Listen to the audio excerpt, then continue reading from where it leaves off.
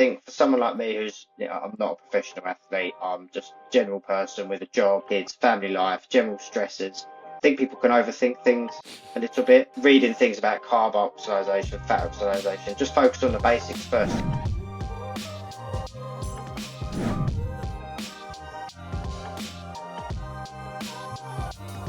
Hello and welcome back to Fuelin Sessions. I'm your host for this particular sessions. My name is Scott Tindal. Today we're doing a slightly different sessions, and I'm joined by, well, I guess most of you might think of him as a regular bloke.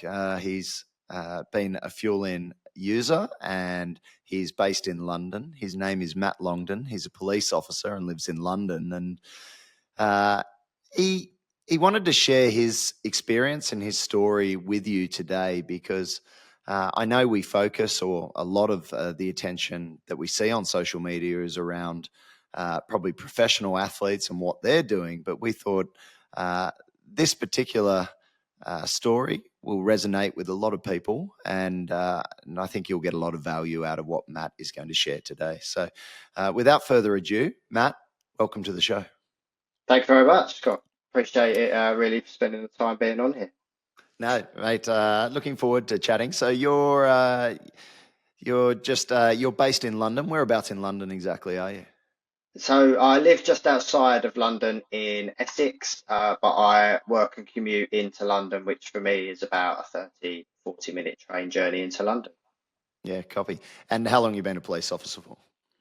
So I've been a police officer now for 14 years, joined when I was 18. You can do the maths as how old I am now. It's always been a career that I've wanted to do, followed in my dad's footsteps, and I've absolutely love the career. Yeah, fantastic. And I believe you've got a couple of young tin lids. You've got a young family. Is that correct? Yes, a young family. I've got a wife who I've been with for 8 years now, and we've got two little ones. We've got one girl who's just turned 2 years old, and we've just got a newborn little boy who is now 6 weeks old. So for a little bit, we had the two under two phrase, as they call it. Very good. I'm in a similar situation. My little girl turned 2 on the weekend, and I've got another one due in October, and the other one's he's about 3.5. So I'm in the pain cave at the moment from a parenting perspective. So I can understand fully where you are, and I'm sure a lot of listeners who can probably vouch for being in a similar situation to you, which probably is. Yeah, it's probably a good lead in. I guess with being a police officer and having a busy family life, I guess it gets pretty tough to focus on yourself and focus on your sporting endeavors. Yeah. In terms of your sporting endeavors, what have you been doing over the last few years? So last few years, my background has been a wide variety. I was into powerlifting a number of years ago and then transferred to more of the endurance-based events. So I moved into Hyrox a couple of years ago, where I was in 2023. I competed in the World Championships in Manchester, and then I moved more into running aspects. And a couple of reasons for that. That was a time that we were building a family, and just in terms of time to train and the capability to train. That's why I moved into the running world. I went from 0 to 100 in a sense, where I went straight into a 100-kilometer ultra marathon, where I competed in that last year, and have done a couple of other ultra marathons since. And then my most recent event was London Marathon this year. And I've kind of feel like the marathon distance is kind of my niche aspect, and a good fine balance between life, stress, training time, etc. So a wide variety, should we say, but more in the endurance world now. Yeah, it's funny you say that you actually found it easier in terms of training volume than Hyrox. Can you explain that? How many hours a week were you training with Hyrox? So I think with Hyrox, the intensity of Hyrox is high, and there's a lot of time in terms of sessions, probably maybe 10 hours a week, pretty much every day. But there's different elements of Hyrox to focus on, which you've got to train in a given week, 2 weeks. So it means probably more sessions of maybe smaller time period to fit it all in a sense. Um, and you've got to factor in the time it takes to get to a gym, the changing before, changing afterwards. Those little time periods that do make a difference, especially if you're incredibly busy, family life, work, etc.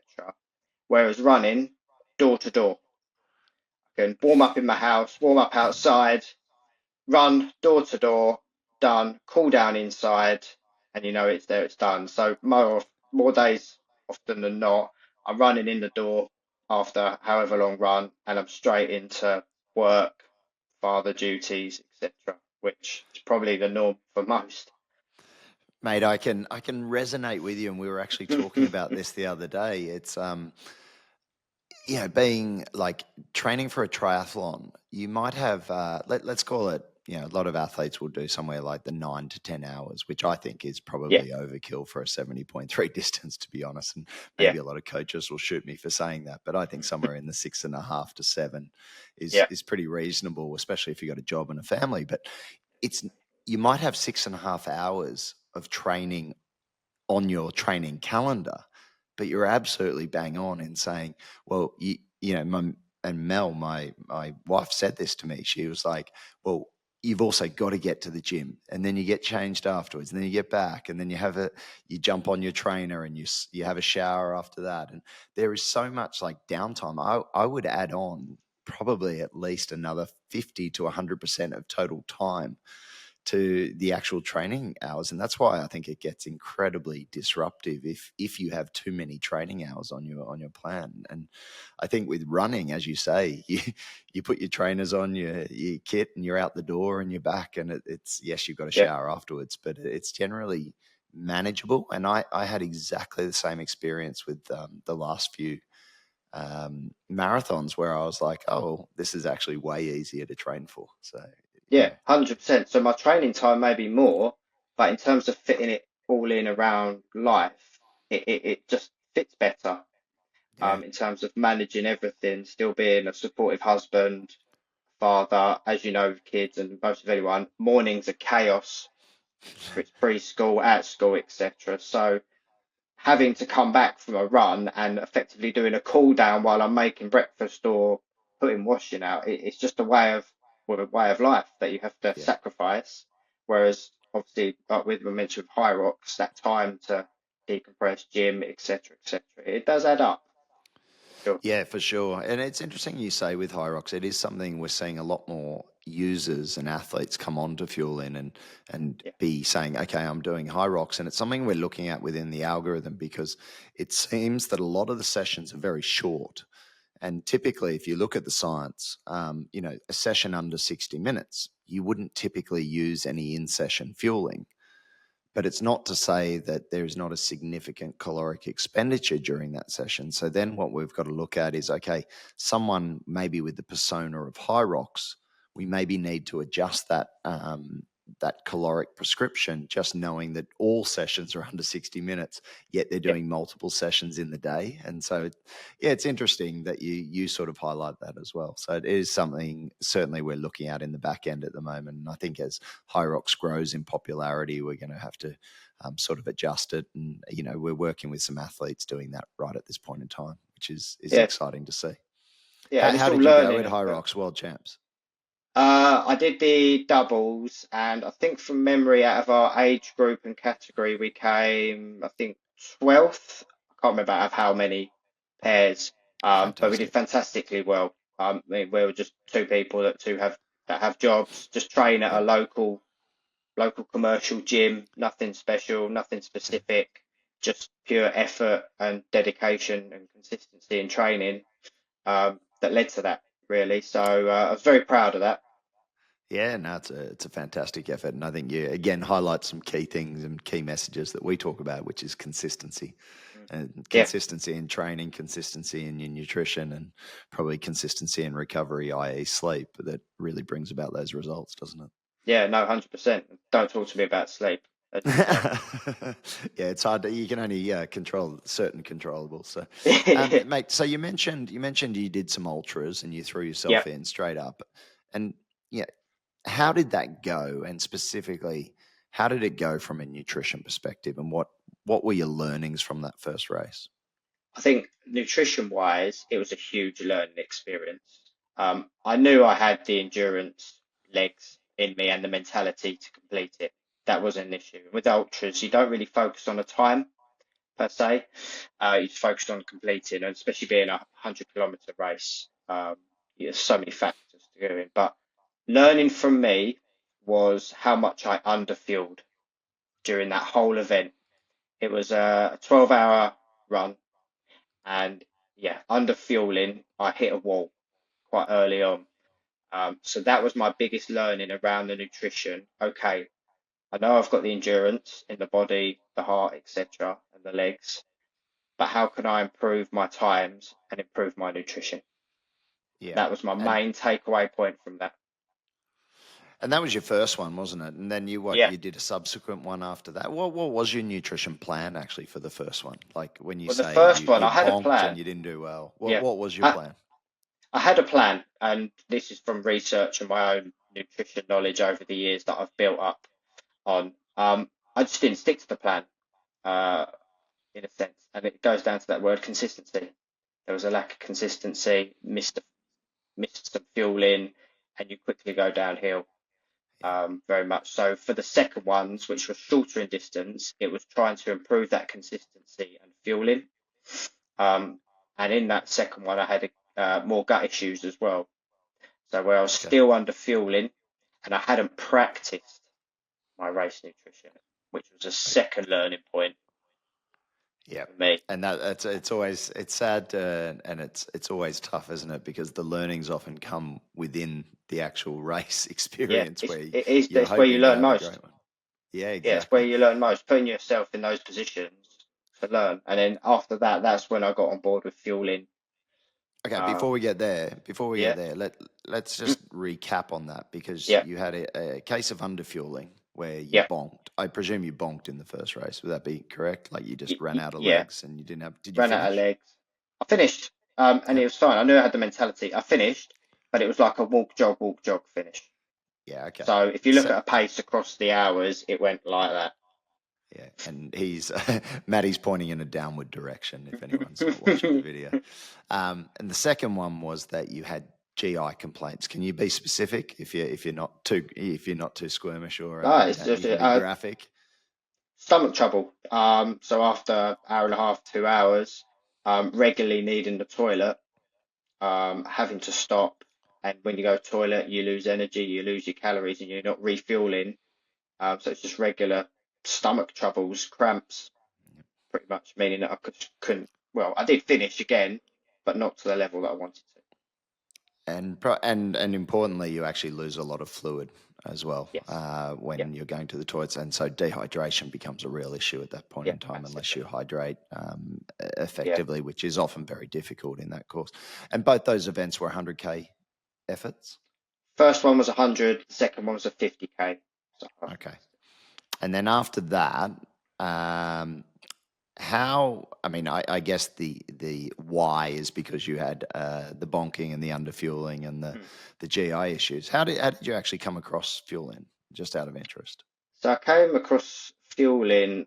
I think it was from Instagram initially, and then following yourself on Instagram, saw that the app was created, and where I've used other apps in the past and still do to monitor and maintain my food, I thought fueling was a good idea to structure my fueling better and to help me learn and improve my own knowledge for my next event, Yeah. pretty much. So that's when I got What on board. and what platform are you using currently So at the moment, I'm for using the training? for Training Peaks. Okay, so you Yep, use Training Peaks and yep, you update all your session. Do you have a coach as well? yeah. I have a training coach. Yep. So we update Okay. all our sessions on Training Peaks. Okay, so he loads it all up a week in advance, and so Yep. you saw what we were doing with Fuel, and you thought you'd give it a go. And how was the experience from day one? I guess. From day one, initially, really good. You could Okay. see from the app clear evidential structure in how it worked, which fitted in line with me and how I work best. I'm very systematic and structured. and how I worked. Yep. So I thought it fitted me perfectly in terms of the structure, and I thought the traffic light system was really good and still is really good. So I know we can all get caught up in figures and numbers in terms of calories, and I'm the worst for it. My wife will tell you that. Um, but the traffic light system just helps direct everything a little bit better Yeah. to when to fuel. So that was my initial, oh no, this is really good in terms of starting a structure. Yeah. No, it's really nice to hear when someone sort of gets the program immediately Yeah, because just look, simplifies it. like everything, like we're aware, there are some difficulties. I mean, it's a big learning curve when you first come on. There's a lot of Yeah, information, and there's a new shiny app in front of you, and you're sort of like, oh, okay, what do the colors mean? What do the numbers mean? But you're yeah, obviously got a little bit of nutritional education behind you as well, which makes it a little bit easier. Um, yeah. what were the standouts for you that you sort of were like, oh wow, okay, I'm missing the what's the word I'm searching for? You were sort of dropping the ball in a certain area, like, and you realized what we were saying was way off what you were doing. Was there any of those sort of aha moments? Yeah, the effectively the pre-workout fueling, the intra-workout fueling, and the fueling straight after the workout. So those three elements, especially being an endurance athlete, you need to focus on those, and those are the three key elements that on looking at. I was like, wow, I'm still way off the mark here, Yeah, copy. despite all my So, previous experience. and were you always doing fasted training? Is that how you were Not going into your sessions? more often than not, yes, and also not fueling or hydrating during a run, for Yeah. example. Yeah, Okay.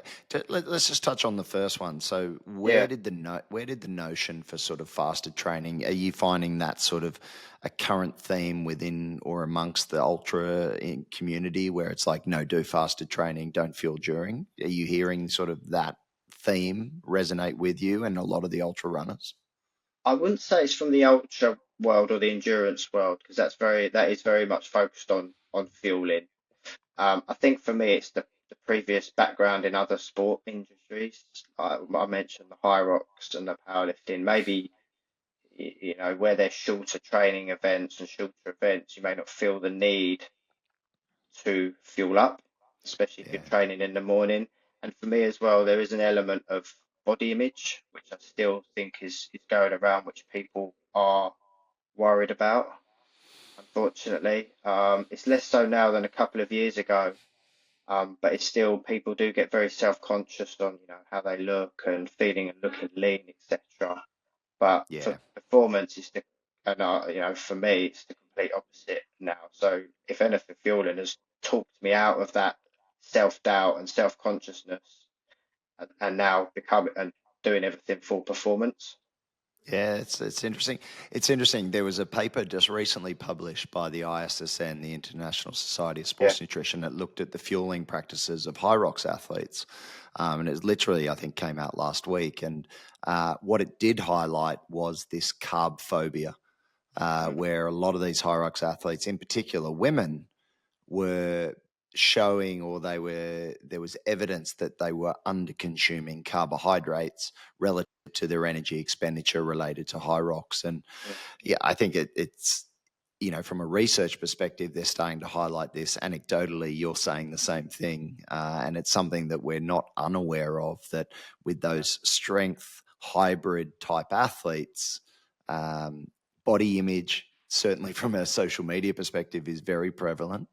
yeah, This notion of carbs will make you fat is still very prevalent, I think, in sport in general, and it's something we're certainly doing our best to combat. And so, yeah, it's a battle that we're trying to fight, I guess. But it's yeah. it's a slow burn. It takes, as you say, sometimes it takes your eyes to be opened before you realize the mistakes you're making, isn't it? And make the mistakes.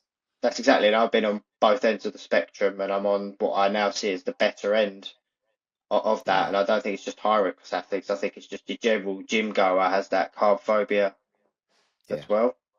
And Um, the crazy yeah, thing about that is when you're talking about lean muscle gain, like carbs play such an important role, especially in that post workout period. The combination of protein and carbohydrates is actually going to result in the lean muscle gains. Oh, But massively. but I Yeah. think because they're and it's again it's this focus on protein, pure protein now, where over the last few years there has been that real surge in protein sort of research Yeah. where I think people are a little bit misled that yes, you need a significant amount of protein to increase lean muscle mass, but you also need the calories, and the calories will often come from the carbohydrates, and it's those combination of both that's going to result in better gains if that's what you're actually after. Yeah, no, 100%. I think people have overdone protein a little bit where it's been so embedded that of its importance. But you're right, the calories are king or queen out of Yeah. everything, and then protein will fall within that naturally. So, yeah, it's having to look at everything holistically as opposed to just one macronutrient or one specific element of nutrition. Yeah, Yeah. I try and avoid the word holistic. It conjures images for me of, and I'll say this, and this will be controversial, but naturopaths and homeopaths, and I generally am trying to undo the work of those individuals once we get athletes coming on our program. Yeah. Um, with okay, so pre-session fueling, what's your Yeah. go to pre-session snack? Going out for a So long run, what do you go for? I'm very regimented now in what I do because my body's comfortable with it and I Yeah. feel good from it. But effectively, precision nutrition and hydration, Yep. um, Even pretty much. beforehand, do you eat something whole food before you go out, or do you just typically smash a gel or something like that? No, so what I do is I have their carb mix with the sodium in it. Where I train, ordinarily start around 5:30 in the morning. I have to be up quite early if I'm going to get whole foods in, but I just feel comfortable on the carb mix because one, Yep. it's helpful for hydration, it's easy on the stomach, fuels me well, gets the sodium balance up, bearing in mind if you've not drunk for however many hours you're dehydrated. So literally every morning we'll have that mix. Depending on the intensity of the workout, will depend on how many scoops I have. Yep. And that Okay. is that. Probably have a coffee as well. And then effectively after a little bit, ready to go. Yeah, okay, easy. I mean, my Just keeps it go-to is simple. always no, no. Look, and Yeah, I'm not against it, and it's interesting, isn't it? Like you're going for a pure carb product. I will tend to opt for more a whole food snack before going yeah, out. I mean, I either have raisin toast or a slice of toast, and I try yeah, and encourage athletes to. I think also from a cost perspective, I love the team from Precision, like Andy and yeah, his team are good mates, and they're fantastic. Would certainly recommend them for in-session fueling, but I haven't actually come across too many athletes who use it just straight up 5:30 in the morning. So it's a yeah. good plug for them, and it's obviously Yeah, no, working pretty definitely. well for you. Yeah, it works really Um, well. And like you said, you mentioned the cost element, and sport products are not cheap, not for everyone. But you can make your own mixes, for sure. buying separate dextrose, fructose, and getting that good balance, the one-on-one combination between the both, trialing that out.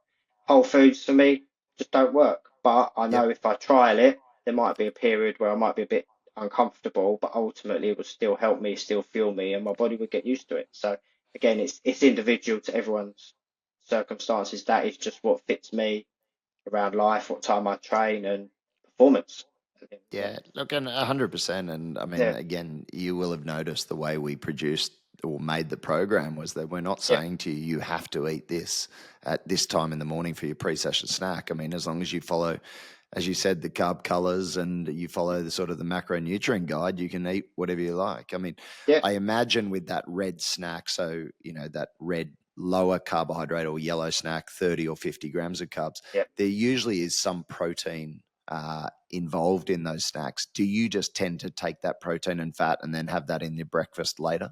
Is that how you tend to Yes, do it? Yeah. pretty Okay. much. So, for example, if my breakfast is purely just a carb mix, or it's just carbs, the protein and the fats that Fuelin recommends for the pre-session, I will just factor in the rest of the day. Yeah. Probably Perfect. around more in breakfast, or the first meal after a workout, or first two meals after workout, and then just split it out. So I'm still making sure I'm getting my calories across the day and my needs. Really. So yeah, obviously you've got the traffic light system, so it's just factoring in everything else.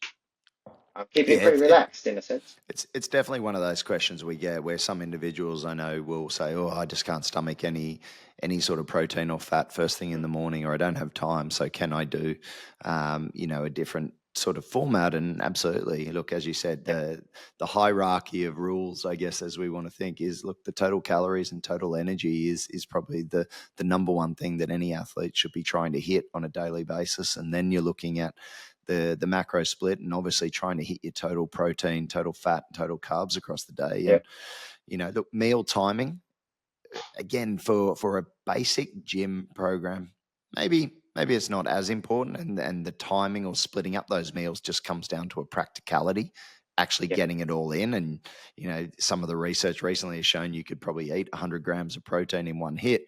It's just not very practical, so you actually do have to split up those meals. But I think when it comes to endurance training, the timing of those macronutrients actually does make a big difference in terms of preparation, in terms of optimization, and also in terms of recovery. And I think what you're doing is spot on.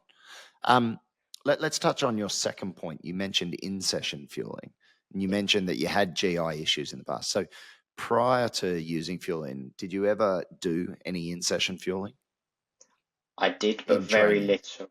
Yeah, in training, I did, but very little, and a variety of products which my body wasn't used to. Um, and quite, so say for example, if it's an endurance session, a longer endurance session, I wouldn't fuel the workout until the latter part of the workout, where I would start to feel a little bit rough or a little bit tired. And I've now noted that that's too late, in effect, Yeah, to start fueling. Um, and then the wide range of products was just, yeah, the body just didn't get used to it in a sense, yeah, because it did include whole foods, various things, and a lack of hydration as well. Where I live in the UK, it's not hot, so you don't feel thirst, but then you forget that you do still sweat and you still do need to hydrate. So yeah, it was a random combination, but I wouldn't really hydrate or eat to be yeah. said because I felt like, oh yeah, I can get through this session fine. Well, it's always that one, isn't it? I hear that a lot from runners. Oh no, I can do this session. I can go for Yeah, 90 minutes or I can go for 2 hours without eating anything. And I'm like, yeah, like great. that was I me. know you. So can I, but like it Yeah, doesn't mean that you're optimized. It doesn't mean your recovery is going to be great. And it's like, how do you feel after that? How long does it take you to recover? And they're like, oh yeah, I don't often back up very well. I get sick frequently or I'm yeah, injured and all that. And you're like, there's nothing wrong with eating during a specific session that warrants it. Um, and when you like the way we structured it, like so when you saw like those zone three or those race pace sessions, how did that change immediately for you? What did you start to use? I'm presuming precision. You yeah. locked So into them. yeah, I looked into them. It's just again what I've got used to, but I just use their Precision 30 gel, the non-caffeine Yep. one. I just have that body got used to it, body is used to it. And what I've found is since I've started the intra-fueling workout meals and that, just more consistency in terms of performance across not just the session, but across a week and also recovery. I think I've noticed it more in the recovery side than anything. Because yeah, you're right. Most, a fair amount of people can run for 60 to 90 minutes and feel okay, but it's the recovery element that I've really noticed a big difference from the intra workout fueling. Yeah, it's certainly something anecdotally we hear a lot, but also Yeah, myself, if I don't take in any carbohydrates, there is significant increase in delayed onset muscle soreness yeah, in the that day and certainly in the next sort of 24 to 48 hours versus if you actually take in, again depending on the session intensity, even for these lower intensity sessions, taking in somewhere between 30 and 60 grams of carbs per hour. I find, personally, and I'm a little bit bigger, I imagine. How big are you? 65 kilos. Oh Fuck God, seven. you're a So bit lighter than me. I wish. yeah, I'm not Sometimes I everyone. wish I was 65. But yeah, I mean, it certainly depending on your pace and your power output.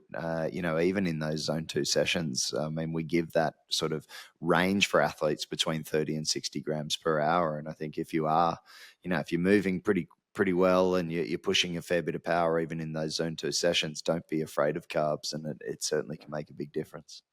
No, 100%, especially in this zone two world, which everyone is raving about, and um, really, and you may Well, feel fat like it is oxidation, aren't they? yeah, it is a, you may feel it is a lower intensity, but you still need to fuel and Yeah, keep I it mean, consistent. you're still throwing out a fair bit of energy, and especially for, I mean, So, yeah, you're moving pretty quick, and I think that this notion of fat oxidation, and again, there was some recent research which showed, if you're skipping the if you're skipping certainly the meal going in, then it could potentially have an improvement on fat oxidation at rest, but it will have no improvement in fat oxidation during the exercise.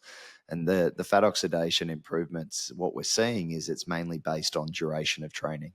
So the total volume of training is having the biggest effect on your ability to uh, jump or split between the use of fat and carbohydrates and use them at differing levels at differing intensities. But it's not starving yourself, it's not restricting the carbohydrates. Yes, in an acute setting, certainly in a clinical sense, there is evidence to show that yeah, acute consumption of carbohydrates can blunt fat oxidation.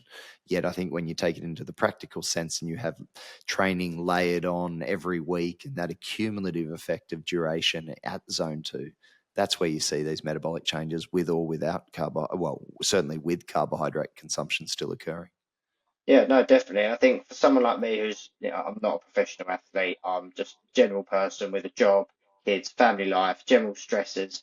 I think people can overthink things a little bit. Reading things about carb oxidation, fat oxidation, just focus on the basics first and getting your fueling in the workout. And then once you've got used to that, if you want to dabble into working towards fat oxidation, then do that.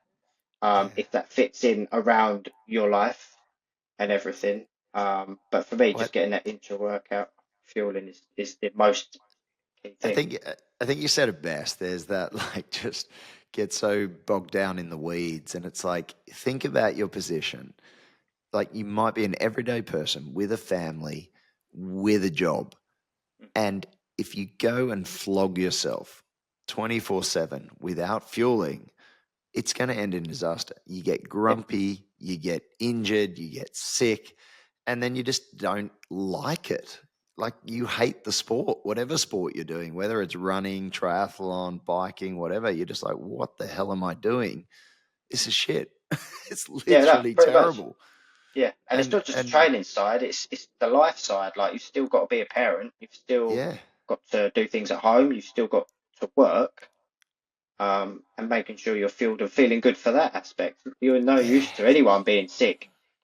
No, it blows my mind. Actually, I was talking about this with Jan, my co-host, and I mean, he's different level. I mean, Yeah, world champion and whatnot. But he was saying like his biggest learning was after all his years, and we only got to work 1 year together. But he was like, I got home from training and I wasn't wiped out. I didn't have to sit on the couch for like 4 or 5 hours to recover. He was like, okay, what's next? And as you said, you yeah, come in from a 2 hour run and your missus gives you the kids and goes, right, your time. And you're like, yeah. but I haven't even cooled down. And No, no, and then she's like, I don't care. You've been out of the house for an extra hour. They've been up for an hour. I've been looking after them. Your turn. I'm having a coffee and I'm going. And I'm like, fair enough. But yeah, like, you have to be able to function, don't you? yeah, 100%. And that's where it's so key as well for just your general person in life. You've got to fuel your whole life, not just your training. Yeah. So Get the think of it fuel that in. way. Yeah, yeah, exactly. Think of it in that sense, as opposed to just wholly focusing on just your training. Yeah. No, Think of your I overall life and be present as best you can be for yeah. everyone around you, Yeah. including yourself.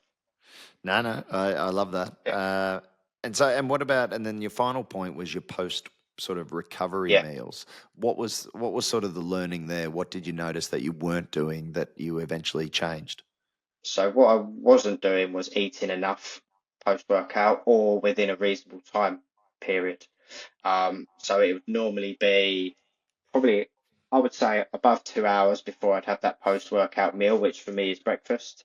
And I know there's recent studies that say the longer you leave a post-workout meal, the more it affects your training the next day and the day after. Day after. Recent studies that show them huge negative Yeah, impact it has in delaying your post-workout meals and yeah, food. Um, and that was the difference that I've changed, and that fueling has helped me with that yeah. aspect on that post-workout meal. Yeah, it's interesting. I mean, it's good knowledge from you.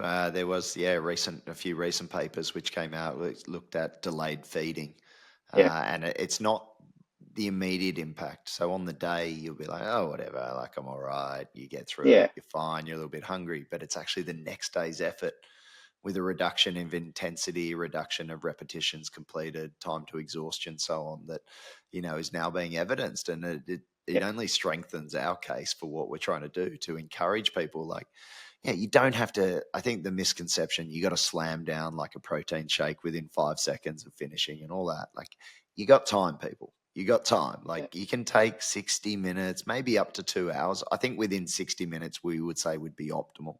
But you yeah. got Good time, ballpark figure. exactly. Look, cool down, have a shower, get changed, then get your food in. Yeah, And I think it's yeah, it's just that again, it's I guess it's that timing element which does become very crucial, especially if you've got second sessions on the day, but also if you're looking to do, sessions the following day, regardless of the intensity, but certainly if you've got a higher intensity session the next day of a decent amount of duration, call it 60 minutes or more, you're going to want to make sure that you get that fuel in, directly after the session the day before. yeah. No, no, definitely. And you'll notice your energy levels just across the week are much better Yeah. if you focus on Yeah. that post-workout. Okay, so you did all this. What Yep. did you? And obviously, I'll ask you a couple of technical questions. Mm. With your sweat rate, did you learn anything about your sweat rate by doing the testing within the app? Yeah, for someone who never deemed themselves as a sweaty person or live in a country where it's hot or humid, um, I've learned that I wasn't hydrating enough. And actually, I was losing, when I did the sweat tests, I was losing a fair amount of weight during the session.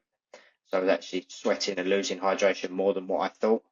So that's why Yeah, I've then focused more on during workout hydration and post workout hydration, which again I've noticed massive benefits from yeah. since. But that was a key takeaway from me, that although I didn't feel like I needed to hydrate, I did need to biologically. Do you know, off the top of your head, percentage of body weight lost? What were you finding in those initial sessions when you did the I sweat think rate in testing? initial sessions I was losing, I wouldn't know percent, but it's probably zero point 0.5 to 1 kilo Okay, so per that's a per decent amount. workout. Yeah, I Yeah, mean, yeah, and that's where if it you're goes losing a down. Where it, kilo, yeah, you're losing a kilo. I mean, as you would have learnt, you got to try and drink, 150 to 200% of that within, ideally, again, the first hour, at least the first 2 hours. And, yeah, you're trying to get now you're trying to get 2 liters of fluid in. You got to probably balance that with your food. Okay, now you think, okay, do I drink some of that is as carbohydrates? And certainly you can yeah, use like your maltodextrin and fructose mix or your precision mixes to do that. But again, if you don't have to do that because you suddenly learn what your fluid requirements are, it makes life a little bit easier.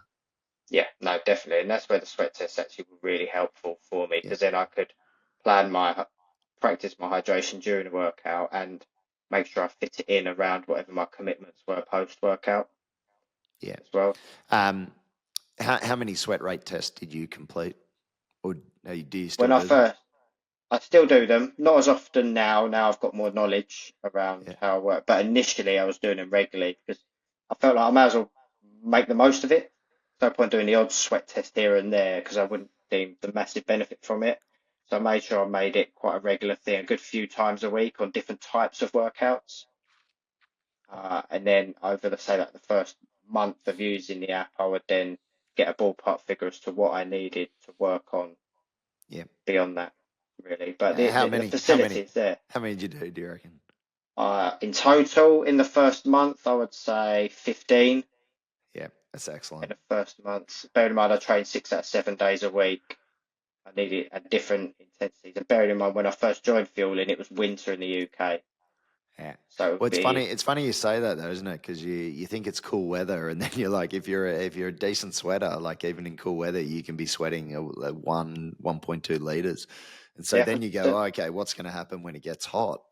Suddenly, when it gets hot, you're like, oh hell, okay, now I'm up 1.5, 1.6, 1.7 liters per hour. Now you really got to like now you've got real management, fluid management sort of not concerns, but you've got to be really dialed in to try and get a percentage of that back. yeah, no, definitely. And that's, I think, you learning that over winter was really helpful because, like, right, you wear extra clothes, but because the air temperature is cold, your skin is cold, so you're not going to naturally sweat as more, but you still need to Yeah. feel the internal aspects. But me coming into Yep. the warmer months now I've practiced it and done more sweat tests, I've actually benefited from it, from that Yeah. winter aspect. So running into the warmer months, I felt the benefit naturally because I'm now used Yeah. to it. Yeah, I mean, even like Dr. Alan McCubbin, who works with us, I mean, one of the things he highlighted is that in the cold weather, though, you do rug up. And so inadvertently, Yeah, you're actually increasing your core temperature because of the clothes you're wearing. And therefore, that's why your sweat rate can actually be quite high, even in very cool weather. So yeah, the thermal it's a effect. really good learning. Yeah, exactly, Yeah. that thermal effect. And what about the like carb capacity? What did you start with? Like, what did you first see when you started logging how much fuel you were eating during the sessions? What was your first starting number? I think my first starting number was small at 15 grams An per hour. hour, an hour, Yeah. because I wasn't feeling at all. And it's one of those caveats where don't jump too far too early because you're not going to benefit from it. So yeah, the app may give you a guidance, but if you're coming from nothing, you're just a generic person like me, start small. No Yeah. harm in it. Build it up. 15 grams an hour. It may seem like nothing, but trust me, you'll benefit from it over the first few weeks and months once you log all the carb tests, how you feel, your GI issues. And once you get to the point where there's no GI issues on 15, I bumped it up to 30, Yeah. so on and so forth from And what there. products were you working with? You were using the gel at that point. How were you going? So, what you were delaying your first feed, I presume. You were delaying your first intake or just taking in, say, 30 grams across like an hour and a half or something like that. Would that be correct? Or, Yeah, so I yeah, think let's go for a ballpark figure of 60 minutes workout, for yeah, example, regardless of intensity. I would make sure I'd get in that fuel probably halfway if I filled up before. I just practice while my body is warm, it's in the flow of exercise, then get the fuel on board and then see how you feel for that second half of that hour yeah, from there on, and then like I said, build it up. But initially, where it's 15 grams, I mean, 15 grams most gels are quite more than that. yeah, yeah. So it's literally just starting off with jelly babies, sweets. Okay, that's what you started with. Yeah, yeah, Yeah, just low level, just get used to something in the body, going from nothing, seeing how I feel. And then when that felt comfortable, I jumped up to the 30-gram precision gels. And I would yeah, just, if it was 30 grams an hour, just have that one gel, take it however you want in that workout. You see different things, take a little bit every 10 minutes, take it all at 30, whatever felt comfortable for you and whatever felt comfortable for me at the time. yeah. And how long did it take you before you started ratcheting from Yeah. 15 to 30, and where did you end up? So I think, to be fair, 15, I think it was just a couple of weeks, small and steady, and then racked it Yeah, up to 30, which was another couple of weeks, then built it up to 45, which again was probably another 2, 3 weeks with some increased intensity in training, uh, adding in some bike sessions as well.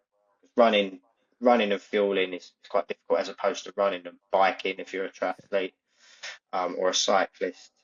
Um, and then ramped it up to 60 as well as I got into my marathon phase for London, which I'll go on a little bit in a bit. But it was just building up every couple of weeks, monitoring how I'd feel during the workout as well. Um, yep. Pretty And much, just where did you get to eventually? As you tapered off, you were in I a good think position with your the marathon build. What was your max sort of grams per hour? max grams per hour on a run was 75. I Okay. built it up to, Yep. which for me at 65 kilos, quite small, quite slight. Going from nothing to 75 in say 4 months, I thought was a pretty solid effort You see studies that say 90 to 120 nowadays. Um, and I'm sure I could take that on board if I practiced it again once I get back in the rhythm. But yeah, 75 was the max I got. Yeah, well, oh, I mean, to be fair, I mean, when you read some of the studies coming up around running and that, and sort of the targets, it seems to actually be around 80 grams an hour for the Yeah, running events now. So I think people are sort of saying, okay, I mean, again, you see these numbers 90, 120, 150, 200 grams an hour. I mean, you're talking about some pretty unique individuals. pro Like athletes, those, Tour de France cyclists kind of those level. pro athletes are not normal human beings. Let's just get it straight. Like, Yeah, so what you see on Instagram, and you take some of it with a pinch of salt as well. I always think, especially in running events, it's difficult, as you say, to quantify how much you're drinking. Definitely, how much you're drinking is tough to quantify, and the amount of carbs that gets consumed. Look, there's always going to be stuff left over in packets and things like that. So, and yeah, bottles. So I always think my general ethos is overshoot. yeah, So I think with you going into your next one, what I would encourage is probably getting up into that 85, 90 grams an hour, because then that will probably mean you'll definitely get 75 grams an hour. And I think yeah, if you can train, it's a bit like training at threshold, isn't it? You're not going to run, well, I mean, depends on who you are, but you're not necessarily going to do a marathon completely at like running at threshold the entire way. You're probably going to be below that. But if you train above threshold, it then makes everything feel a little bit easier. And I think the same analogy can be given to nutrition. Overtrain the gut so that you feel very comfortable taking in large amounts. So when it comes to race day, you go, hey, I got this. I know I can cope with 90 grams, 75 is a dolly. yeah, exactly. And that's exactly how I approached London Marathon this year to my benefit. And it worked really well. So it's a great analogy to use. Overkill it Yeah. in the training. That is, training is not just your exercise, it's your whole nutrition. So if you train that aspect and overtrain it on your event, your race day, it'll be a breeze. So you had London, and how did it go? Yes, How'd it go? fantastically well. For someone who's a quite high stressful time of life, we just moved house 2 months before. My wife was living with her parents. We had a house being redecorated, all the general stuff going on because everyone does everything at once, right? Yeah. With kids and stuff.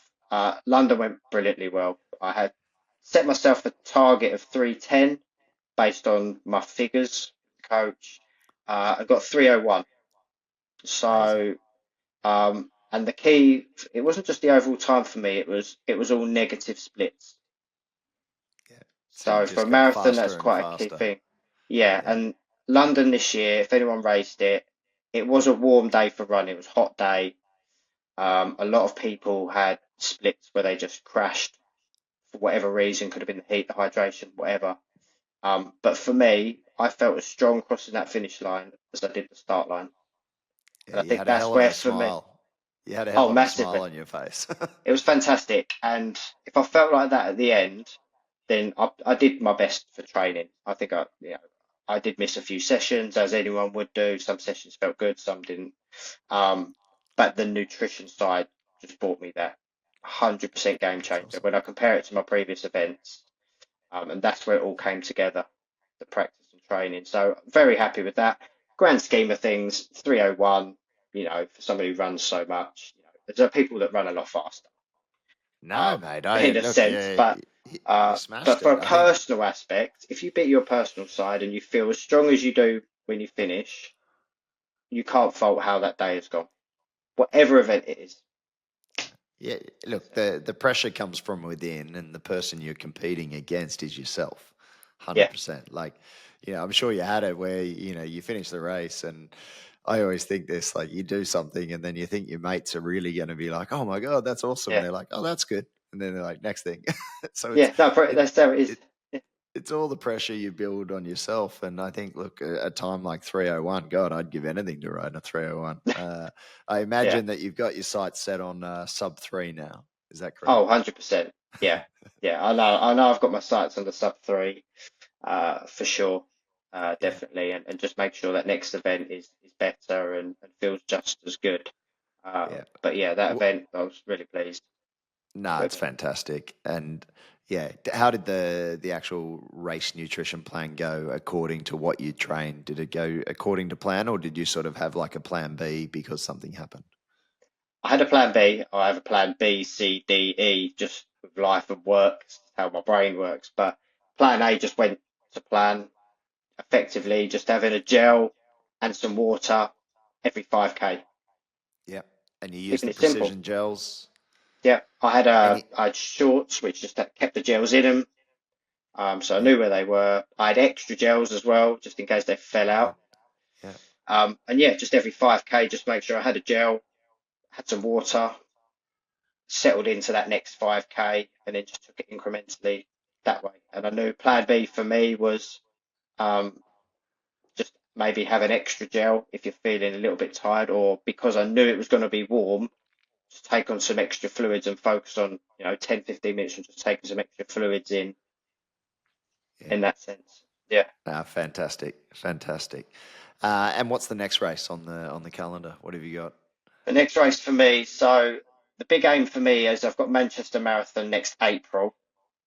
Um, bearing in life for the second half of the year is quite chaotic, but I've got a couple of plan B events, as I call them. So I've got a half marathon in August, which will test the intensity.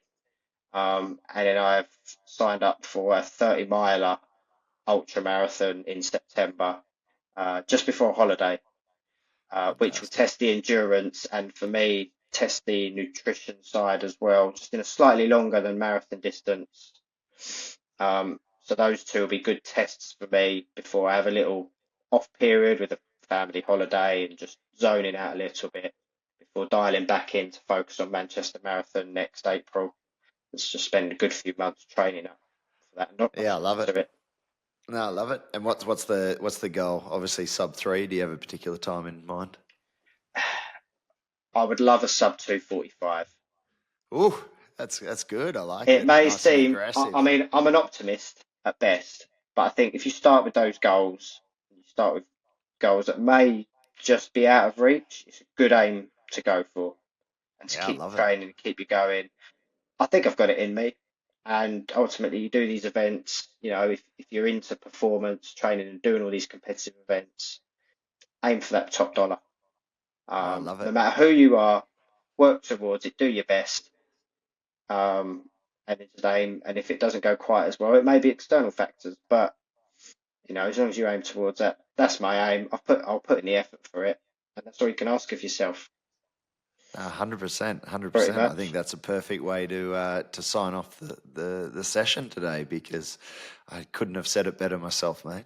Um, Yeah, I just wanted to say thank you. Thank you first and foremost for being part of the Fuelin team. I think it's always great when athletes take the plunge and dive in because they've yeah, whether they've had issues or not, but certainly when we are able to help an athlete with something that they've struggled with, it certainly makes our day a brighter one. yeah. And that's what we're at. That's what we're setting out to do with Fuel In. So appreciate the support and well done on smashing your last race. And I'm sure it won't be the last time we see those numbers start to fall and get lower and lower. Hopefully not. Hopefully not. But yeah, you guys have been fantastic. Followed you, I've been with you guys since November last year, and as we've discussed, I've gone from one level to another level. I'll keep it going. Fits around life, who I am, etc. And I that is love me. it. That is me genuinely saying that. Um, that you guys have kind of, it may be extreme, but you kind of turned my life around a little Uh, bit, going from someone who was very selfish, just focusing on training, to now being holistically present in all areas of life, no matter who you are, pro, not pro, family, work, etc.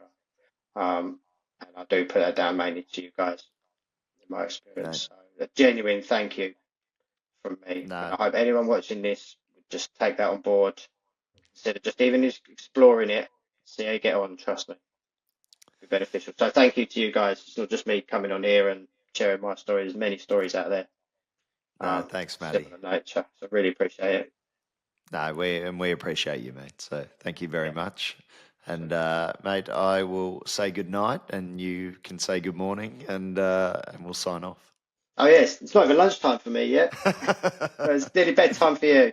It's nearly bedtime for me. So, Yeah. mate, Thank you very thank you much, Scott. so much. Thanks for Cheers. being a guest, and we'll catch up with you soon. Cheers. Will do. Cheers, Scott. Take care. Bye bye.